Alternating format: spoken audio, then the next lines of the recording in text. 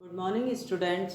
बच्चों, अपना mean deviation या माध्य विचलन चल रहा था 6 चैप्टर के अंतर्गत। माध्य विचलन के नोट्स वगैरह मैंने स्टार्टिंग के आपको भेज दिए थे पिछले लेक्चर में, और एक क्वेश्चन मैंने व्यक्तिगत श्रेणी का आपको कराया था। आज मैं फिर से आपको अपने वीडियो में माध्य विचलन का ही एक क्वेश्चन करा रही हूँ, जिसके अंतर्गत व्यक्तिगत श्रेणी है। क्वेश्चन आप देखकर समझ जाएंगे कि ये क्वेश्चन व्यक्तिगत श्रेणी का है, और इसको कैसे किया गया है वो हम यहाँ पर देखेंगे। देखो बच्चे, यहाँ पर हमें मीन डेविएशन एक्स बार जो है, मीन डेविएशन बाय एक्स बार ये ज्ञात करना है। और इसके बाद एक और क्वेश्चन इसमें ज्ञात करना है, coefficient of mean deviation by x बार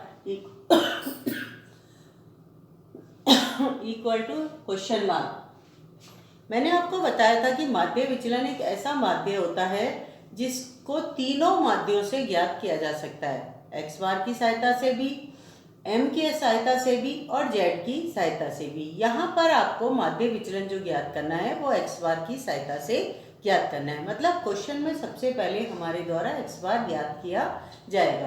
अब हम अपने क्वेश्चन को देखते हैं। क्वेश्चन के अंतर्गत मूल्य दिए हुए हैं।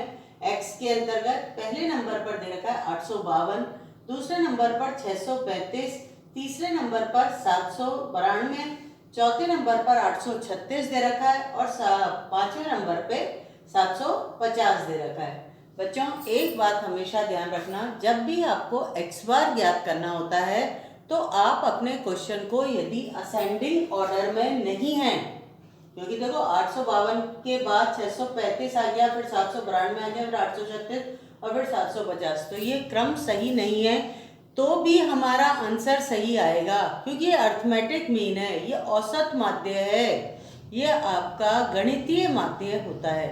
गणितीय माध्य को ज्ञात करने के लिए कभी भी आपको असेंडिंग ऑर्डर या डिसेंडिंग ऑर्डर की कोई आवश्यकता नहीं होती है। मैंने भी अपने इसी बात को ध्यान में रखते हुए आगे बढ़ते हुए अपने जो दिए हुए मूल्य थे उसकी सहायता से एक्स बार ज्ञात कर लिया। सबसे पहले मैंने क्या करा, ये जो मूल्य दिए हुए थे इनका टोटल किया।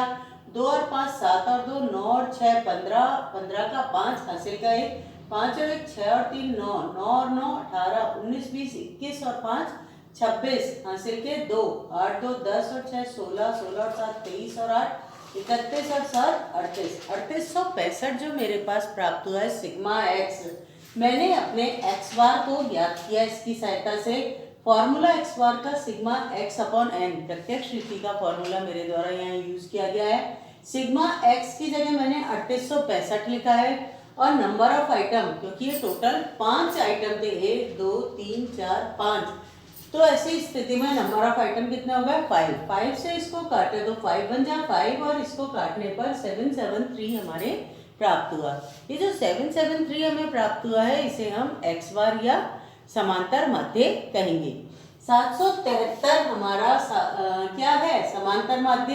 इसकी सहायता से हम विचलन कर रहे हैं मूल्यों का, तो इसको हम क्या लिख सकते हैं, डी एक्स बार।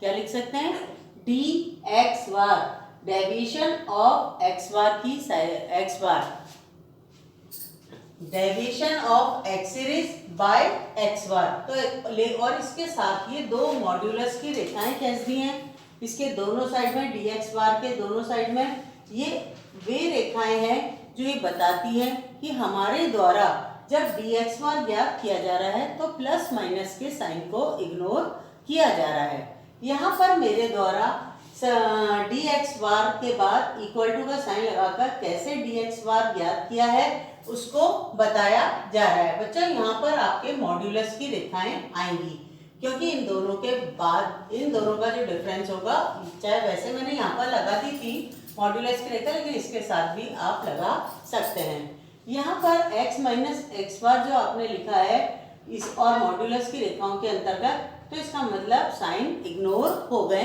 धनात्मक और ऋणात्मक के साइन को इग्नोर कर दिया गया है। सबसे पहले 852 मूल्य है, उसको x की जगह लिख दिया मैंने, और x बार की जगह 773। दोनों का जो डिफरेंस आया वो 79 आया आपके। फिर 635 में से 773 घटाए तो 138 आया। ये माइनस में आ रहा था, लेकिन फिर भी इसके साइन को इग्नोर कर दिया गया। प्लस के साइन के अंदर तो हमें कोई जरूरत नहीं होती है शो करने की, लेकिन माइनस के साइन को शो करते हैं। मॉड्यूलस की रेखाओं के कारण ये साइन इग्नोर कर दिया गया है। फिर 792 में से 773 घटाए तो 19 आया, प्लस में ही है। फिर 836 में से 773 घटाए तो 63 आया, ये प्लस में ही है, तो इसके लिए साइन की वजह से इग्नोर हो गया था। और 750 में से 773 घटाया तो माइनस के 23 प्राप्त होते, लेकिन यहाँ हमने साइन को इग्नोर कर दिया। अब हमारे द्वारा ये जो सिग्मा डी एक्स बार, ये जो डी एक्स बार था मॉड्यूलस की रेखाओं के अंदर, इसका टोटल कर लिया जाएगा। देखो 9 9 दूनी 18 और 8 26 27 28 29 30 31 32 32 का 2 लिख दिया, हासिल के 3 7 3 10 10 और 13 23 और 1 24 और 6 30 और 2 32 322 जो प्राप्त हुआ है सिग्मा मॉड्यूलस की रेखाओं में डी एक्स बार। यहाँ पर अब हमारे मीन डेविएशन एक्स बार या डेल्टा एक्स बार का फॉर्मूला लिखेंगे। डेल्टा एक्स बार ज्ञात करने का फॉर्मूला क्या होता है? सिग्मा मॉड्यूलस की रेखाएं d x bar divided n. इस फॉर्मूले के अंतर्गत जब हमारे द्वारा डिजिट पुट की गई तो 322 बटा 5, और जब हमने इसको काटा तो 5 6 30, 2 बचे, 5 चौक 20, 2 बचे, पॉइंट लगाया, 0 हो गए, 5 चौक 30, 64.4 जो हमारा था mean deviation by x bar या डेल्टा एक्स बार का मान आएगा। अब हमें इसमें एक क्वेश्चन और ज्ञात करना है, coefficient of mean deviation by x bar. Coefficient of mean deviation by x bar या डेल्टा एक्स बार ज्ञात हमने coefficient of delta X bar जब हमने ज्ञात किया तो उसका फॉर्मूला होता है delta X bar divided X bar. Digit put करते हैं हम यहाँ पर इसके अंतर्गत। डेल्टा एक्स बार का हमारा mean deviation by x bar की सहायता से जब हमने निकाला था तो 64.4 हमारा ये आंसर आया था। अब हमारा जो एक्स बार का मान था वो 773 आया था। फिर हमने इन दोनों को काटा तो कोएफिशिएंट ऑफ डेल्टा एक्स बार का जो मान आया 0.083 आपका आएगा। ये क्वेश्चन बच्चों इस तरीके से किया जाएगा। यहाँ हमने एक्स बार की सहायता से इस क्वेश्चन को कंप्लीट किया है।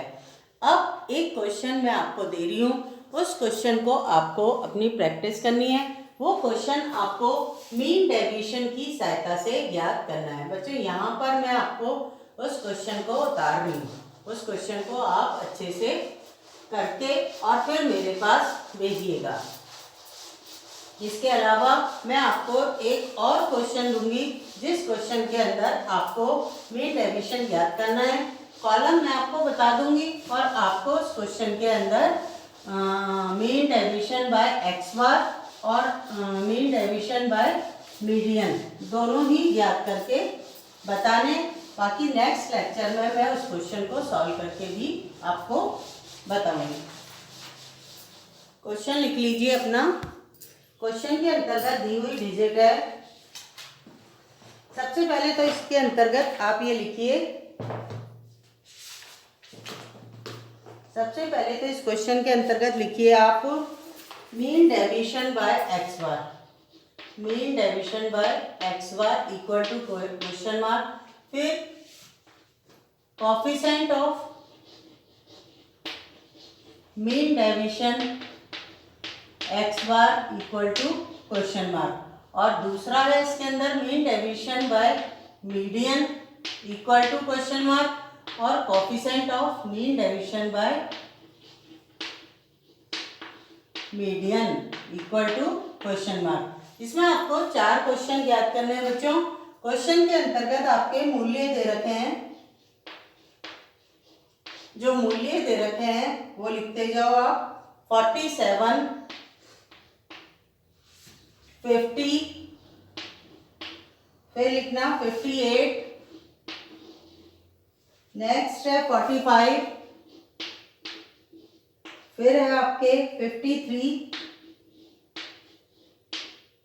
फिर है आपके 59, फिर है आपके 47, और फिर है आपके 60, और फिर है 49। इस क्वेश्चन में बच्चों आपके 9 डिजिट दे रखी है, 1 2 3 4 5 6 7 8 और 9 डिजिट दे रखी है। इस क्वेश्चन में एक ही सूचना दी हुई है, ये मतलब व्यक्तिगत श्रेणी का क्वेश्चन है आपको, और इसमें आपको चारों चीज ज्ञात करनी है। ये क्वेश्चन भी क्रम से जमा हुआ नहीं है। देखो एक्स बार की सहायता से मीन डेविएशन ज्ञात करोगे तो आपको कोई दिक्कत नहीं आएगी, लेकिन आपको जब मीन डेविएशन ज्ञात करना है मध्यका की सहायता से तो आपको इसको असेंडिंग ऑर्डर देना पड़ेगा। तो अच्छा होगा कि इस क्वेश्चन को जब आप उतार लो एक बार तो दूसरा कॉलम बनाकर फिर से मूल्यों को अपने असेंडिंग ऑर्डर में कर लेना, और उसके बाद एक्स बार और एम निकालकर अपना मीन डेविएशन बाय मीडियन और mean deviation by x bar और coefficient of mean deviation by x bar और coefficient of mean deviation by median ज्ञात करना। उससे आपको कहीं कोई समस्या नहीं होगी, और फिर भी कोई समस्या आती है तो आप मुझसे पूछ सकते हैं बेटा। कल हमारे द्वारा खंडित श्रेणी के अंदर मीन डेविएशन को किया जाएगा, या नेक्स्ट लेक्चर में अपने खंडित श्रेणी में आपको मीन डेविएशन समझाया जाएगा। आज के लिए बच्चों अपना इतना ही। थैंक यू बेटा।